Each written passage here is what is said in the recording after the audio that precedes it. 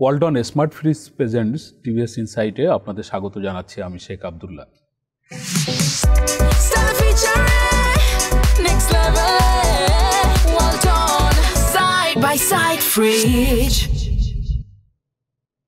প্রিয় দর্শক, আমরা আজ কথা বলবো যে সাম্প্রতিক সময়ে বা এই বছর আমাদের দেশে অতিবৃষ্টির কারণে অথবা জলবায়ু পরিবর্তনের নেতিবাচক যে প্রভাব আমাদের দেশে পড়ছে তার কারণে আমাদের কৃষিখাতে কী ধরনের প্রভাব পড়ছে।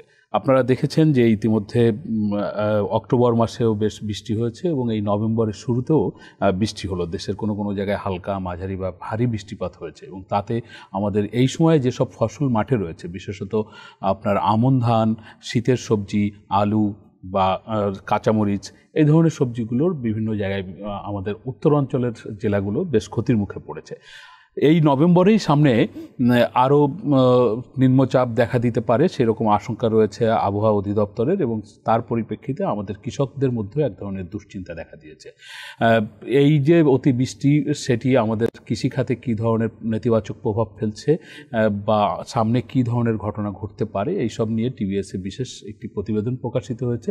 প্রতিবেদনটি করেছেন টিভিএসের স্টাফ করেসপন্ডেন্ট শাহাদাত হোসেন। আমরা তার কাছ থেকে শুনবো যে কোথায় কী ধরনের ক্ষতি হলো বা সামনে কী ধরনের আশঙ্কা রয়েছে। শাহাদাত হোসেন, আপনাকে স্বাগত জানাচ্ছি।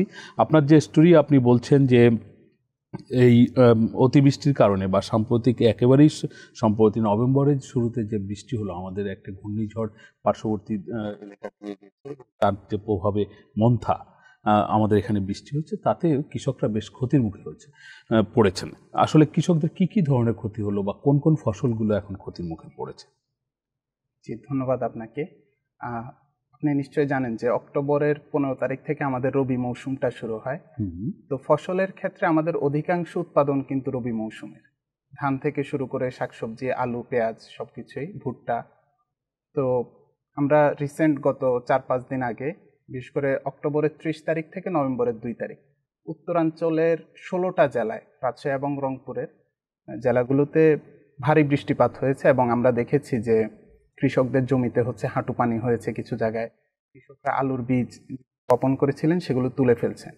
এবং ধানের ক্ষেত্রে ধান তো আমন ধান অলরেডি পাকা শুরু হয়েছে বেশ কিছু জায়গায়।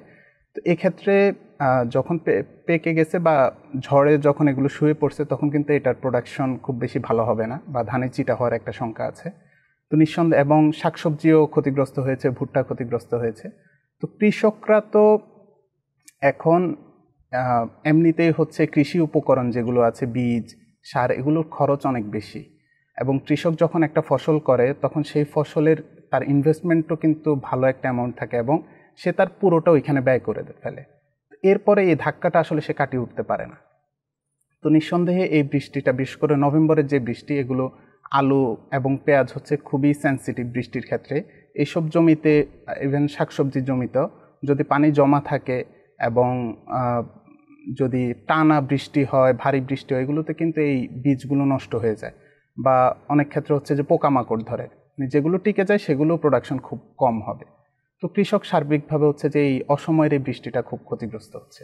আপনি আর স্টোরিতে আপনি বলেছেন যে এই নভেম্বরের শেষের দিকে গিয়েও নিম্নচাপের আশঙ্কা রয়েছে এবং তার প্রভাবে আমাদের দেশের কোনো কোনো জেলাতে বৃষ্টিপাতের ঘটনা ঘটতে পারে। আবহাওয়াবিদরা আসলে এই আশঙ্কা যে করছেন, এটি মানে এরকম, আমরা তো আসলে নভেম্বরে সাধারণত দেখি যে শীত শুরু হয়, কুয়াশা থাকে বিভিন্ন জায়গায়, বৃষ্টি খুব কালে ভদ্রে কখনো কখনো যদি হয়ে থাকে, কিন্তু এই যে ভারী বৃষ্টিপাতের আশঙ্কা, এটি তো খুব দেখা যায় না। এই ক্ষেত্রে কৃষকদের জন্য কোনো সতর্কবার্তা কি আছে বা কৃষকরা কি ধরনের প্রস্তুতি নিচ্ছেন? এই ক্ষেত্রে আমি যদি বলি যে এইবার বিশেষ করে এই বছরের বৃষ্টির প্যাটার্নটা একটু ভিন্ন। দীর্ঘ সময় ধরে বৃষ্টি হচ্ছে, এমনকি অক্টোবরে স্বাভাবিক সময়ের চেয়েও উত্তরের জেলাগুলোতে অনেক বেশি বৃষ্টিপাত হয়েছে। তো এই ক্ষেত্রে ইভেন নভেম্বরে এসে শুরুতে তো এক দফা হলো মন্থার কারণে, ঘূর্ণিঝড়ের কারণে আপনি যেটা বলছেন, সেটা যদিও ভারতে আঘাত এনেছে, কিন্তু বাংলাদেশে কিন্তু এটা লং টাইম ধরে এই মেঘগুলো ছিল বাংলাদেশের আকাশে এবং ভারী বৃষ্টিপাত হয়েছে। এর পাশাপাশি গত 2 দিন, গতকালকে থেকে আজকে শুরু হলো আরেকটি লঘুচাপ অলরেডি চলছে। এটার কারণেও চট্টগ্রাম এবং বরিশাল বিভাগের জেলাগুলোতে বৃষ্টি হচ্ছে। এর পরবর্তীতে কিছুদিন, 10-15 দিন থেমে আবার নভেম্বরের শেষ 10 দিনে দুইটা নিম্নচাপের আশঙ্কা আছে এবং এটার মধ্যে একটা ঘূর্ণিঝড় রূপ নিতে পারে বলে আবহাওয়াবিদরা সতর্ক করেছেন। তো পূর্বাভাসের ক্ষেত্রে 100% সঠিক বিষয়টা এমন বলাটাও একটু টাফ, এগুলো জাস্ট পূর্বাভাস, হতেও পারে আবার নাও হতে পারে। তবে এই নভেম্বরের যেই বৃষ্টি, এটা কিন্তু সবসময় কৃষকরা এটা নিয়ে শঙ্কায় থাকেন, যদি ভারী বৃষ্টিপাত হয় এগুলো থেকে আসলে কৃষকরা মানে উঠে আসতে পারেন না। তো এই ক্ষেত্রে আমাদের যে কৃষি সংস্থাগুলো আছে বা আমাদের কৃষি সম্প্রসারণ অধিদপ্তরের একটা প্রজেক্ট আছে আবহাওয়া নিয়ে, তারাও নিয়মিত হচ্ছে এটার পূর্বাভাস দিচ্ছেন এবং কৃষকদের কি কি করতে হবে, কতটুকু পানি রাখতে হবে, এগুলো কিন্তু তারা বলছেন। তো এক্ষেত্রে বিশেষজ্ঞরা যেটা বলছেন যে ক্লাইমেট বা ওয়েদার যেই ফোরকাস্টিংটা আছে এটাকে আরও ডেভেলপ করা, যদি আমরা 1-2 মাসের বা 3 মাসের যদি স্পষ্ট একটা ধারণা পেতে পারি, বা অনেক ক্ষেত্রে এগুলো দেয়া হয় কিন্তু কৃষকরা জানে না। হ্যাঁ, মানে এই যে আপনি বললেন যে কৃষকরা আলু বীজ দিয়েছিল জমিতে, কিন্তু বৃষ্টির পরে সেই জমিতে পানি জমে যাওয়ায় এবং আলু বীজ আবার তুলে নিচ্ছে, তারা যদি আগে থেকে জানতো নিশ্চয়ই তারা এই আলু বীজ দিত না, তাই না? তারা সতর্ক হওয়ার সুযোগ পেত। এই ক্ষেত্রে আমাদের গ্যাপটা হচ্ছে আসলে কৃষককে ডিরেক্ট কানেক্ট করা, সেটা আসলে এখনো হয়নি। আমাদের হয়তো কৃষি সম্প্রসারণ অধিদপ্তর বা আবহাওয়া অধিদপ্তর জানাচ্ছে, কিন্তু যেই ল্যাঙ্গুয়েজে জানাচ্ছে সেই ল্যাঙ্গুয়েজ আবার কৃষকের পরিচিত না। আমরা তো বইয়ের ভাষায় জানাচ্ছি, বা আমরা একটা আবহাওয়ার একটা সতর্কবার্তা দেখি, সেটা হচ্ছে বড় ধরনের যে প্রাকৃতিক দুর্যোগগুলো হয় আমাদের উপকূলীয় অঞ্চলের লোকজনকে নিরাপদ আশ্রয়ে নিয়ে আসা, তাদের ঘরবাড়ি বা গবাদি পশু এইগুলো সুরক্ষার জন্য সরকার একটা আগাম প্রস্তুতি নিয়ে থাকে, কিন্তু ফসল সুরক্ষার জন্য যে ধরনের প্রস্তুতি সেটি কি পর্যাপ্ত মনে করেন আপনি? সেটা তো অবশ্যই না, না হলে তো মানে এই ছোটোখাটো বৃষ্টি বা একটু ভারী বৃষ্টির কারণে এত লোকসানে পড়তো না কৃষকরা। তো এই ক্ষেত্রে বারবার আমি সভা সেমিনারগুলোতে যেটা বিশেষজ্ঞরা বারবার করে বলেন যে কৃষকের ল্যাঙ্গুয়েজে কৃষকদের কাছে এই পূর্বাভাসগুলো পৌঁছাইতে হবে। কৃষক আসলে যে ল্যাঙ্গুয়েজে সে অভ্যস্ত সেই ল্যাঙ্গুয়েজ তাকে দিতে হবে, যে সেভাবে তাকে এটা মেসেজের মাধ্যমে হোক, ফোনের মাধ্যমে হোক বা যে কোনো অ্যাপের মাধ্যমে হোক, এটা কৃষকের কাছে পৌঁছাইতে হবে। এখানে আরেকটা বিষয় এই বৃষ্টিপাতের সাথে একটু লিঙ্ক হয়, সেটা হচ্ছে জলবায়ু পরিবর্তন আমাদের এখানে বিশাল ইম্প্যাক্ট ফেলছে। আমরা তো নিশ্চয়ই মানে সবচেয়ে জলবায়ুগত দিক থেকে ক্ষতিগ্রস্ত দেশগুলোর মধ্যে আমরা সবচেয়ে ঝুঁকিপূর্ণ দেশ। এখন যেটা হচ্ছে যে আমাদের তো পৃথিবীর তাপমাত্রা প্রতিনিয়ত বাড়ছে। তো বিশেষজ্ঞরা যেটা বলেন যে প্রতি 1 ডিগ্রি সেলসিয়াস তাপমাত্রা যদি বাড়ে তাহলে 7% জলীয় বাষ্প বৃদ্ধি পায়। তার মানে মেঘটা 7% বেড়ে যাচ্ছে, আর এটার কারণেই কিন্তু দীর্ঘ সময় ধরে বৃষ্টি হচ্ছে এবং মেঘগুলো কিন্তু আমাদের আকাশে আমরা দেখছি যে দীর্ঘক্ষণ থাকছে। এবং আপনি খেয়াল করলে দেখবেন যে এখন যে ঘূর্ণিঝড়গুলো হয় বা নিম্নচাপ হয়, এইগুলোতে কিন্তু খুব বেশি বাতাসের গতিবেগ না থাকলেও এগুলো লম্বা সময় ধরে, ইভেন 2 দিন 3 দিন ধরে হচ্ছে বাংলাদেশের আকাশে এগুলো থাকে, বাংলাদেশ অতিক্রম করতে এই সময়টা নেয়। তো এইটার কারণে ক্ষতিটা অনেক বেশি হয়, যে একটা জমিতে যখন টানা 5 ঘন্টা বৃষ্টি হলো তারপরে কিন্তু পানি চলে যায় নর্মালি, কিন্তু টানা যদি 2 দিন বৃষ্টি হয় ওই জমিতে কিন্তু ফসল আর টিকানোটা কঠিন। তো এখানে জলবায়ু পরিবর্তনের একটা বিশাল প্রভাব আমাদের এই মানে আমরা ভোগ করছি কৃষি। নভেম্বরের প্রথম সপ্তাহ শেষ হচ্ছে, তো আমরা দেখছি শীতের যে সমস্ত সবজি বাজারে এই সময় থাকে সেগুলোর দামও কিন্তু বেশ চড়া অন্যান্য বছরের তুলনায়। আলুর প্রসঙ্গে আবার উল্টো দেখছি যে আলুর দাম কিন্তু ভীষণভাবে কমে গেছে। আমরা দেখলাম 1 সপ্তাহের ব্যবধানে হচ্ছে পেঁয়াজের দাম 120 টাকায় চলে গেল, প্রায় দ্বিগুণ হলো। অন্যদিকে আলুর দাম এখন নেমে এসেছে আপনার 5 কেজি 100 টাকা এই টাইপের, বা মানে তারও কোনো কোনো জায়গায় তার থেকে কম 80 টাকাও আছে। আলু চাষিরা যে ব্যাপক ক্ষতির মুখে পড়লেন এই বছর দামের ক্ষেত্রে অন্তত, আসলে এটি কেন হয়েছিল? আপনি কি এখানে কি কোনো আবহাওয়াগত ব্যাপার ছিল নাকি বাজার ব্যবস্থাপনার কোনো? এখানে দুইটা বিষয়, একটা হচ্ছে আলু আর একটা হচ্ছে শাকসবজি।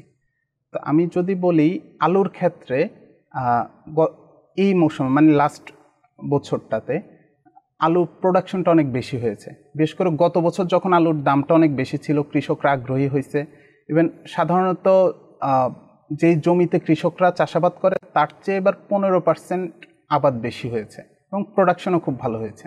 তো এটার একটা ইম্প্যাক্ট হচ্ছে আমাদের যা চাহিদা এর চেয়ে 15 থেকে 20 লাখ টন আমাদের বেশি উৎপাদন হয়েছে, যেটা মার্কেট অলরেডি আছে। তো আমরা দেখেছি মৌসুমের শুরুতেও কৃষকরা লোকসান দিয়েছেন এবং তার যে উৎপাদন খরচ তার অর্ধেক দামে কৃষকরা বিক্রি করেছেন, এবং যারা কোল্ড স্টোরেজে মজুত করেছিলেন তাদের খরচটা অ্যারাউন্ড হচ্ছে 25 থেকে 28 টাকা প্রতি কেজিতে, কিন্তু তারা এখন বিক্রি করছেন 8 থেকে 10 টাকা। তার মানে অনেক বেশি লোকসান দিয়েছেন, এবং যেটা মার্কেটে আসলে উদ্বৃত্ত থাকার কারণেই এখন ক্ষতিটা হচ্ছে। এবং এটা অবশ্যই বাজার ব্যবস্থাপনা, কারণ আমাদের তো প্রোডাকশনে গ্যাপ হয় নাই এবং কৃষকরা এখানে একটা নিরাপত্তাহীনতায় ভুগছেন আর কি। আর সবজির ক্ষেত্রে নর্মালি হচ্ছে অক্টোবরের 15 তারিখ থেকে রবি মৌসুম শুরু হয়। তো অক্টোবরের প্রথম সপ্তাহ বা দ্বিতীয় সপ্তাহ থেকেই যে আগাম শীতকালীন সবজি সেটা কৃষকরা চাষাবাদ শুরু করেন এবং আগাম আলু করেন, আগাম পেঁয়াজ করেন।